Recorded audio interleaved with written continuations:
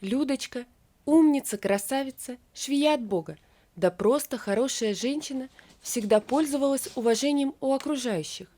Людочку любили, ценили, уважали и никогда не забывали. Еще бы, ведь у Людочки свой маленький бизнес по пошиву и ремонту одежды. Но как бизнес? Так небольшой кабинетик с парой швейных машин да оверлок. Вот и все богатство. Но, как говорится, основное это богатство – это руки Людочки. Самые, что ни на есть, простые женские руки. Но окружающие считали иначе. И кроме как золотыми, эти самые руки не называли. А то как же, золотые не иначе. Вшить молнию в куртку, так это к Людочке. Она это мигом сделает. 10 минут подождал и готово. Заплатку на ту же куртку поставить, так тоже к Людочке. И главное, так искусно все делает, и не придерешься, словно на фабрике изначально так задумано было. Никакой работы Люда не гнушалась. Коли нет заказов на пошив платья, Людочка ставит заплаты на штаны, кофты, ушивает ставшими большие вещи, да раздает маленькие. Никогда без дела не сидит. Глядишь, и шторы ей несут, и постельное заказывают сшить. В общем, хорошая женщина эта Людочка. Молодец, старается, тянется одна.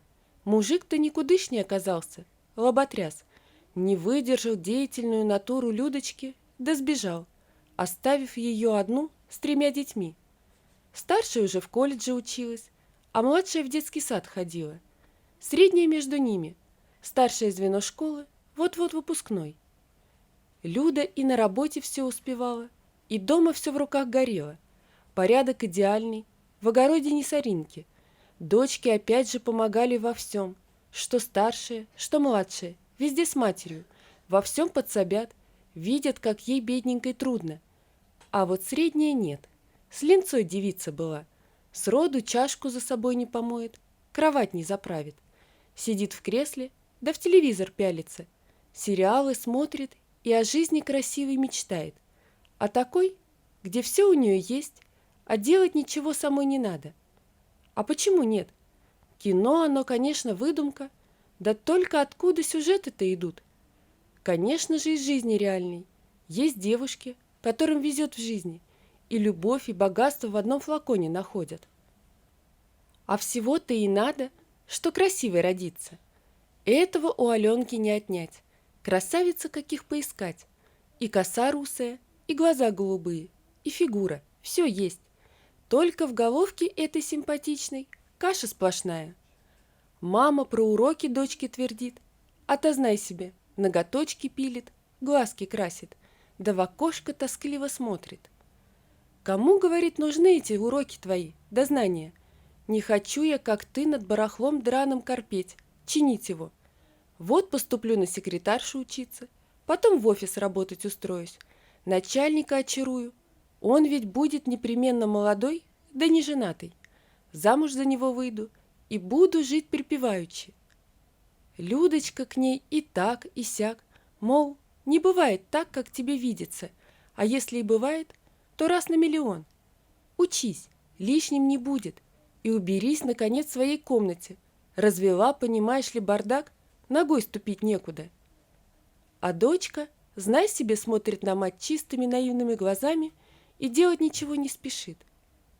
Людочка обидится, повыкидывает все из комнаты, что в мешки спихает, что в коробке, да на веранду. А детка в слезы, мол, не зря от тебя папка сбежал, все-то тебе не нравится, все-то тебе не то и не так, и его пилила постоянно, и нам житья не даешь. Правда ведь, девочки? Девочки, сестренки которые, молча смотрели на Аленку, но соглашаться не спешили. Старшая Катя, так и вовсе, копия мать. Порядок во всем ей подавай. Тоже ругается, что чушка у нее, а не сестра. А младшая что? Она человек маленький, подневольный. Ей что скажут, то она и делает. И такие ссоры и разговоры каждый божий день. Папочка хороший, а мама злыдня. За непорядок и побить готова кровиночку. И ведь что интересно, Аленка и правда копия отца своего. Во всем. Начиная от внешности, заканчивая характером. такая же ленивая, нерасторопная, медлительная, такая же мечтательница, любительница халявы. Так же много хочет иметь, но делать для достижения мечтаний ничего не желает. Папу девочка любила, боготворила и готова была вознести его к лику святых, хоть прямо сейчас. Да и папа из всех дочек особенно выделял Аленку. Часто ей звонил, звал в гости и старался баловать. Однажды, в момент очередной ссоры, Аленка в сердцах сказала матери, что лучше бы она жила с папочкой, чем с ней. Людочка, недолго думая, подала дочке большую сумку и указала на шкаф. «Вперед, собирай вещи, иди к папе». Окрыленная Аленка поспешила обрадовать любимого папочку. Да только не очень-то он обрадовался, судя по голосу, да делать нечего. К вечеру пообещал заехать за любимой дочуркой. Ох, что за жизнь началась у девочки! Не жизнь, малина. Никто не нудит по поводу посуды, которая горой стоит в раковине. Никто не заставляет учить уроки. Никто не ходит по пятам с требованием наводить порядок. Красота! Оказывается, что и без злобной мамы можно прекрасно жить. Людочка неспроста так поступила, а по совету более умной и опытной подруги. Мол, отпусти ее к папаше. Пусть розовые очки снимет, мигом назад запросится. Только ты сразу не соглашайся. Вот тогда и ставь свои условия. Да сама не названивай сразу. Выжидай. Разок в неделю звони. Дай ей наскучаться. И денег давай ровно столько, сколько алиментов он платил. Пусть поймет, как это, когда все хотелки купить не на что. Первая неделя прошла стремительно и весело. Питались папа с дочкой исключительно лапшой быстрого приготовления, кашей из пакетов, да яичницей с бутербродами. К выходным чистая посуда закончилась, и между деткой и родителем произошла первая размолвка. А кто же должен мыть посуду? Сошлись на том, что каждый сейчас помоет половину, а в дальнейшем, чтобы не возникало недоразумений, заведовать чистой посудой будет Аленка. Она же девочка, будущая хозяйка, в 8 классе учится. Это папа так решил. Но Аленке его решение не понравилось, и она сбрыкнула, мол, я к маме уйду, раз ты такой. Людочка, всю неделю нервно теребившая телефон в ожидании звонка от дочки, чуть было не ответила после первого гудка, но потом, взяв себя в руки, успокоилась и пропустила звонок.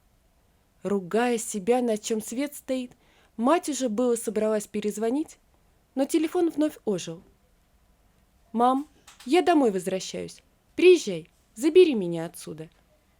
Людочка ликовала и уже было собралась ехать за блудной дочкой, но вовремя опомнилась и, сделав строгий голос, сообщила, что с ней такой номер не пройдет. Что за новости? Сегодня у папы буду жить, завтра у мамы. Ушла? Живи с папой. И вообще, что вы не поделили? Ах, посуду мыть заставил? Ну, не знаю. Как он так мог? Он же такой хороший. Следующий звонок от дочки поступил уже тем же вечером. Аленушка жаловалась, что у нее закончились карманные деньги. Людочка снова и переживала, и хотела тут же скинуть нужную сумму на карту мужа, но снова вовремя одумалась и строгим голосом сообщила, что алименты за месяц отдала папе наличными, мол, проси у него, сочтет нужным, даст. Обиженная детка отключилась, но через 5 минут перезвонила вновь, чтобы сообщить, что папа жадный, в карманных деньгах отказал и просил передать маме, что на эти копейки и недели не прожить, не то что месяц. Людочка через дочь передала, что он ей эти копейки платит на 3 детей, а она вон какая щедрая, на одну дочь всю сумму отдала. Всю неделю дочь дулась и не звонила, зато бывший муж звонил каждый день и жаловался, что дочь лентяйка и потребитель, ничего не хочет делать, а только требует: забирай, мол, обратно свою детку, а меня оставьте в покое. Людочка сильная женщина, она мужественно терпела и ждала. Чего она ждала, она и сама не знала, и дочку ей было жалко, и себя. Но уж коли другие методы воздействия закончились, то надо пробовать хоть так, а вот что и получится. В доме папы и дочки стоял шум до потолка. Любящий папа орал так, что дрожали стены. «Девочка называется. Да ты за месяц дом так загадила, как даже я за 3 не смогу. Кругом бардак, грязь, чистой посуды нет, вещи тоже все грязные. Ты что, не можешь вещи в стиралку загрузить? Кто за тебя все это делать должен? Да за мной самим уход нужен, еще и ты на мою голову навязалась». После очередной ссоры с папой Аленка вновь позвонила маме с жалобами на отца, мол, каторжным трудом заставляет заниматься. Где это видано, чтобы дитё стиркой да уборкой занималось? Забирай, мол, меня домой, мамочка, да будем жить как раньше. Людочка уже тертый калач в этом деле, только и смогла, что посочувствовать детке. Мол, бедненькая, это же так сложно, вещи в машинку закинуть, да чистые вытащить. Никак, мол, не могу забрать тебя. Я же тебя не гнала, ты сама соизволила к папе уйти. А ушла? Живи. Слову своему не изменяй, что назад не вернешься. С каждым звонком претензий от дочки становилось все меньше. И в один прекрасный день дочь позвонила для того, чтобы узнать, как же готовят борщ. Людочка с удовольствием проконсультировала детку, а потом Аленушка вполне себе вежливо и культурно спросила, а можно ли ей вернуться назад. Мол, все осознала, поняла, что не права, очень соскучилась по родному дому, по комнате, по сестрам и даже по маме. Да и ошиблась я, никакая ты не злая, ты хорошая, я тебя люблю. Мам, я обещаю, я все-все буду делать и тебе помогать, честно-честно. Тут папа жениться собирается, а у него невеста, ну такая свинка, даже чашку за собой помыть не может. Ты не беспокойся, я сама приеду. Можно? Да, конечно, можно. Людочка пела и плясала. План удался. И прошло всего-то почти 2 месяца. Блудная дочь вернулась домой. Конечно, сложно резко перестроиться из лентяйки в трудяжку. Иногда и забывала она посуду помыть, кровать застелить, до дома убраться. Но уже после первого напоминания тут же старалась исправиться и делала все, что нужно. Даже учебу она немного подтянула, а к папе больше не собиралась жить и не говорила, что мама плохая. Сейчас Аленка уже сама мама. Может иногда устроить себе ленивые дни и не наводить порядок, но все же чаще всего у нее относительно чисто. Не идеально, конечно, но вполне себе терпимо. Но не всем же быть идеальными хозяйками, правда? Зато у нее всегда вкусная и свежая еда и чистая посуда. На гору грязных тарелок в раковине у нее аллергия еще с момента жизни с папой. Алена говорит, что без такого опыта, без такого урока от мамы ничего путнего из нее бы не вышло. Права мама была, когда вот так ее проучила. А олигарха она так и не нашла, да и секретарем передумала становиться. Аленка кондитер, и говорят, очень хороший. Муж у нее механик, живут просто, ни бедно, ни богато, зато в любви и согласии. Вот такая история, друзья. Напишите, пожалуйста, что вы думаете об этой истории. Не забудьте подписаться на канал и поставить лайк. Всего вам доброго. До свидания.